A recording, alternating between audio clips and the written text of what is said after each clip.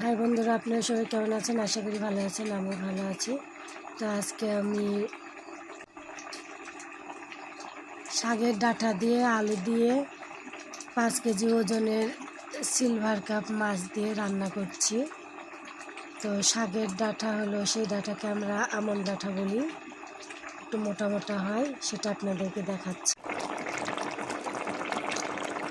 এই যে বন্ধুরা দেখুন, আমি রান্না করছি তরকারি। এই যে 5 কেজি ওজনের সিলভার কাপ মাছ, দেখুন পিসগুলো কত বড় বড়। এই যে আমন ডাঁটা, দেখুন এগুলো, দেখুন এই ডাঁটাগুলো এরকম মোটা হয়, এটাকে আমরা আমন ডাঁটা বলি। এটা এক ধরনের শাকের ডাঁটা, মাছ দিয়ে খেতে অসাধারণ। আপনারা একবার খেলে বুঝবেন এই ডাঁটার কত স্বাদ।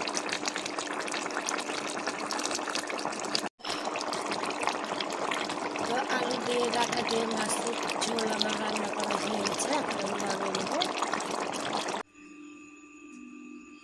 তো এই আমন ডাঁটাটা মাছ দিয়ে খেতে যে অসাধারণ, তা আপনারা না খেলে বুঝবেন না। এই ডাঁটা দিয়ে আপনারা মাছের ঝোল খাবেন, দেখবেন খেতে অসাধারণ। তা খেয়ে কমেন্টে জানাবেন যে এই ডাঁটা মাছের ঝোল খেতে কতটা অসাধারণ, সেটা আপনারা কমেন্টে জানাবেন প্লিজ।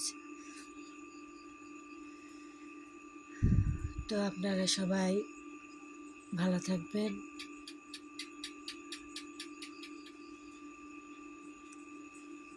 তো টাটা, বাই বাই।